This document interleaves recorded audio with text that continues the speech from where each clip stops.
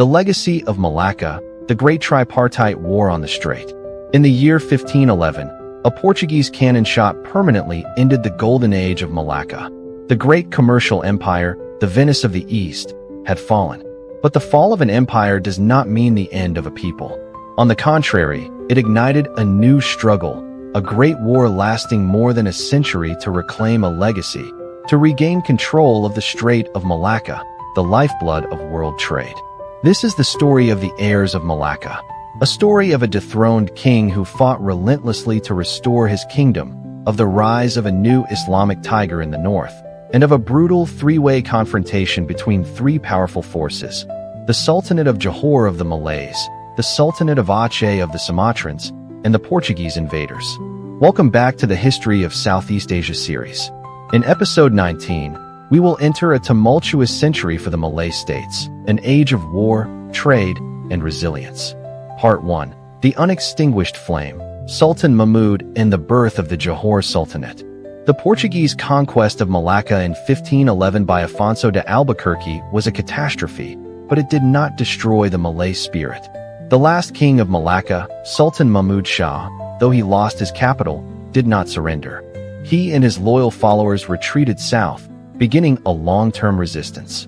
From his base on the island of Bintan, Sultan Mahmud constantly harassed the Portuguese in Malacca.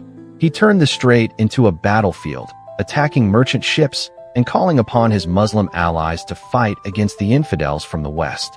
His resistance was so strong that the Portuguese had to send large fleets to attack Bintan multiple times, finally destroying the base in 1526.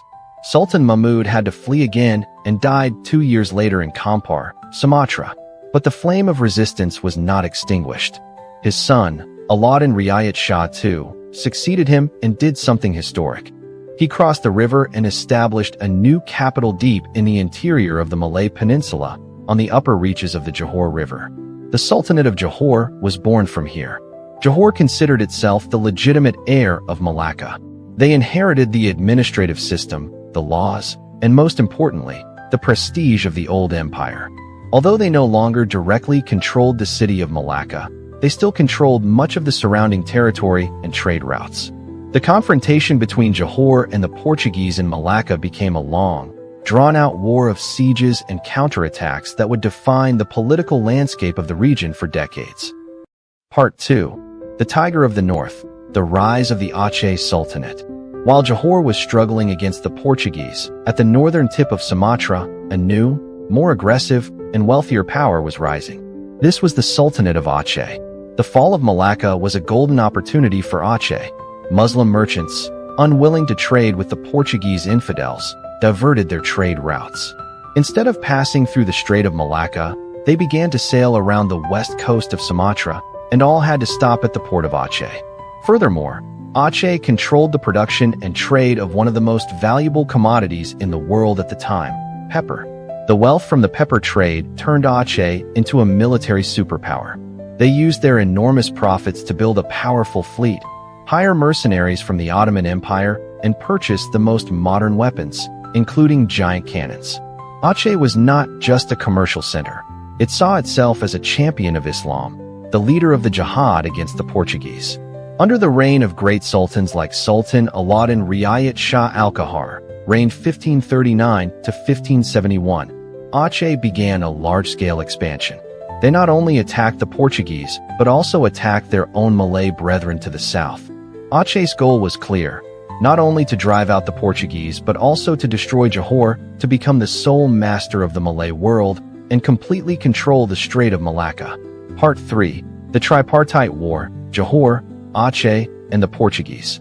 The 16th and early 17th centuries witnessed an incredibly complex and brutal three-way confrontation, which historians have called the Golden Triangle or the Tripartite War.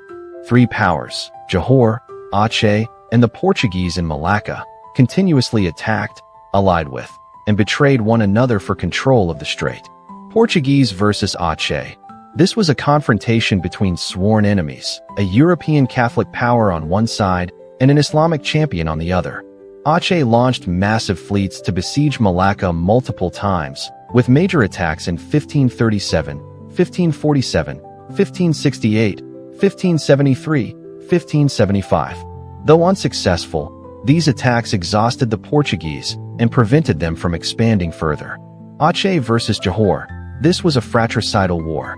Aceh viewed Johor as a traitor and a commercial rival that needed to be eliminated. The Acehnese army repeatedly attacked and sacked Johor's capital, capturing members of the royal family.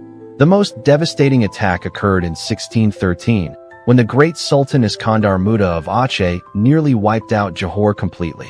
Johor versus Portuguese. Although enemies, Johor and the Portuguese sometimes had to form temporary alliances to fight against the greater common threat from Aceh. For example, in 1568, a joint fleet from Johor and the Portuguese fought together against an Acehnese siege. In this three-way war, there were no absolute winners. The Portuguese held on to Malacca but were in a constant state of siege. Aceh reached the peak of its power but was also drained of resources. Johor was repeatedly devastated but resiliently survived. This great war weakened the entire Malay world, creating an opportunity for a new, even more dangerous power than the Portuguese to appear and change the game.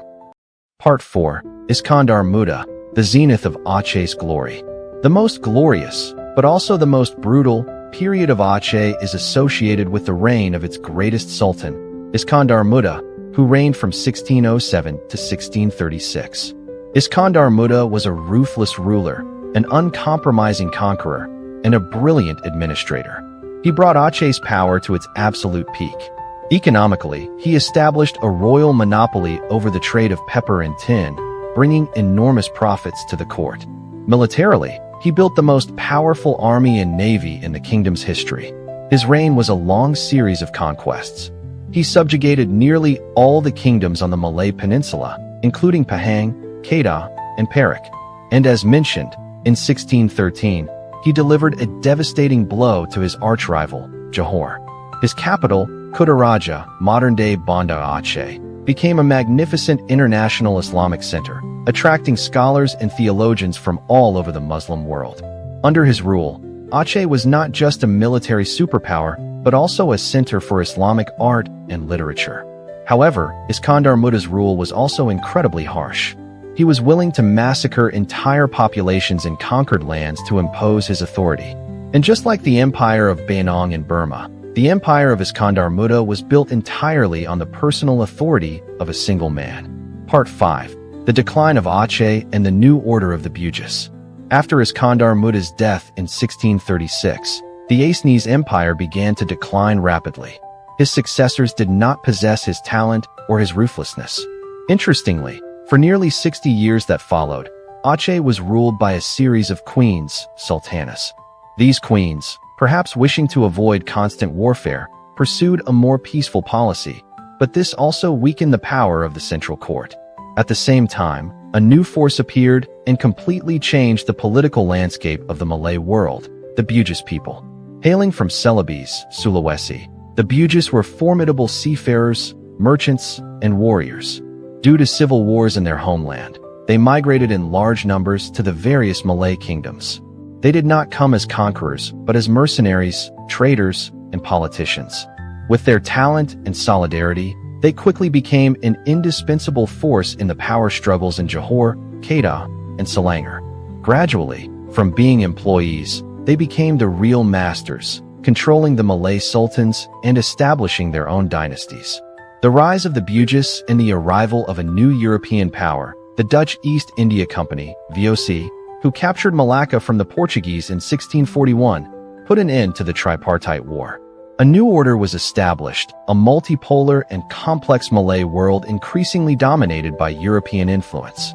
The legacy of Malacca, though no longer centered in one place, was continued and developed by the successor states like Johor, Perak, and the new kingdoms founded by the Bugis and Minangkabau, creating a colorful political tapestry until the end of the 18th century.